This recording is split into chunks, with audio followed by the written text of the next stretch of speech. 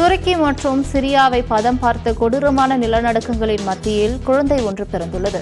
சிரியாவின் அலெப்போவில் கர்ப்பிணி பெண் ஒருவர் இடிபாடுகளில் சிக்கி உயிருக்கு போராடி கொண்டிருந்த நிலையில் அவருக்கு குழந்தை பிறந்தது. ஆனால் குழந்தை பிறந்த சில நொடிகளில் அந்த தாய் உயிரிழந்தார்.